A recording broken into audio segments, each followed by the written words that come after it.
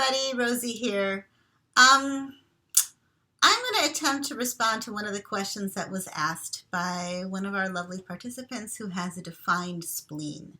There was a conversation in our little Facebook group where we were talking about how people with defined spleens can be particularly good at assessing honesty in another person, like if someone is being real with them or not, that somehow the immune system of the spleen, when it's operating consistently, can actually help us detect trustworthiness in another person.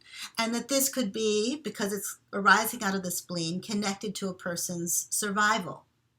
And so this participant was asking, well, how does this apply to people who have undefined spleens or people who have like a whole lot of centers defined or whatever? There's so many different ways in which a design can show up. And I'm not sure I'm going to be answering this question in the way that's expected. Also, I just want to invite other people to talk about their own relationship to trust detection and their own relationship to their intuition. I kind of feel like one thing I want to do is first kind of remind all of us that human design, whether our center is open or not, it's I don't want us to get too over-identified either way with that. Like, oh, because I have this, then I have that.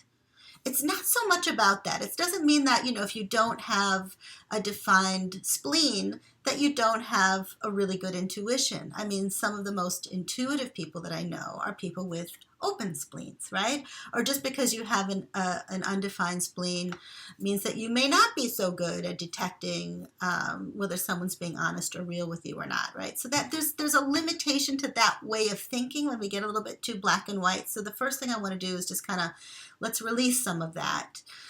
There's another piece that I want to add, which is this whole gene keys thing, that at any given moment, our relationship to an aspect of our design can really be expressed from many different frequencies or levels, right? So you could have a defined spleen and be completely oblivious to those kinds of things. And you can be, because you haven't done enough work on cultivating that natural gift of intuition that you have.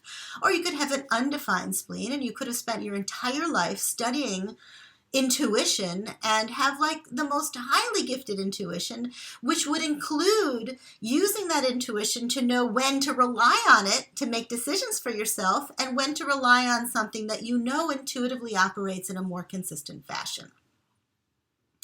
Okay, so God, there was something else I wanted to say about that. Oh yeah, okay, so there's another piece too, is that when we're in touch with ourselves and we're being true to ourselves and we're kind of keeping an eye on those ways in which the conditioning messages, however they got in, how they're operating inside of us and either seducing us to move in a direction or into a relationship that isn't really healthy for us, or getting us to do things that aren't really right for us, or preventing us from taking risks that are really right for us, right? The better we get at kind of tracking our conditioning and really trusting those parts of us that over time have proven to be reliable, the more we can turn anything in our design to our advantage, and the more it's going to kind of make us truth detectives, right? We're going to be much better at assessing our own inner truth. We're going to be much better at assessing relational alignment. We're going to be better at assessing whether someone's being true to us. And this whole thing about whether someone's trustworthy or not, you're going to get some of that through the spleen. You're going to get some of that through the ego center, right? You're going to get some of that through the emotional center. Is someone emotionally mature? Someone with a defined emotional center is going to know what emotional maturity feels like in relation to their own emotional growth process. If you're open emotionally, you have your own feelings. I still don't want to make it sound like you're only open and amplifying what's out there.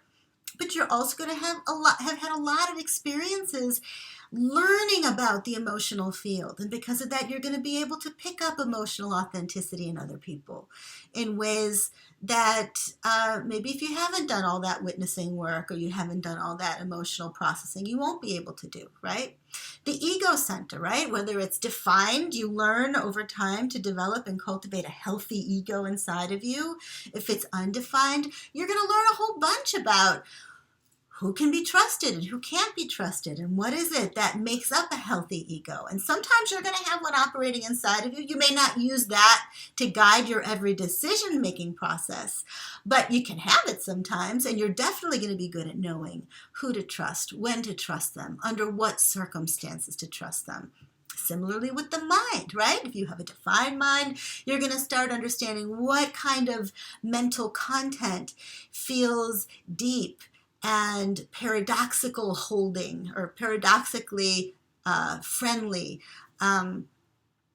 structured in a good way, in a multifaceted way, a complex way, right? Or you might have an open mind, and you might get to sample all kinds of ways of thinking, and you might be able to assess what kind of a person has an intellect that has something of value for you, right? So we're all constantly using what we've got working in us all the time, using what we've got that isn't working in us all the time, but is learning all the time. We're all kind of learning through the full experience of being ourselves, what to trust, who to trust, when to trust them.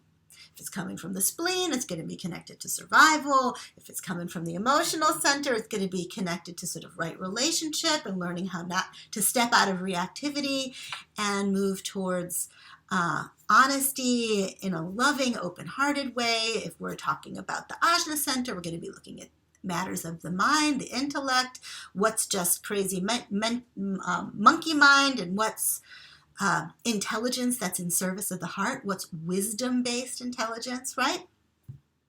But we're all going to be doing this all the time. So I guess I encourage you to just be playing around with this and kind of notice what your own relationship is to the crystallization of your self-trust and other trust process, like how you're getting good at recognizing realness in you and in other people, and then you can apply the themes of the different center however you want, but no, defined, not defined. This is the work of all human beings. We're all doing it in our own way. And when it comes to definition, not definition, that's really only relevant in the decision-making process. You know, what do we ultimately drop into and rely on? So someone with an open, intuitive center, maybe you don't make all your decisions spontaneously because there's something else you're needing to listen to and also take into account in addition to your intuition, right? But that doesn't mean you don't have an intuition, you can't sense realness or anything like that. That kind of stuff is kind of like the natural fruit of any well-lived, spiritually excavated life, no matter how we're designed. Okay, hope that helps.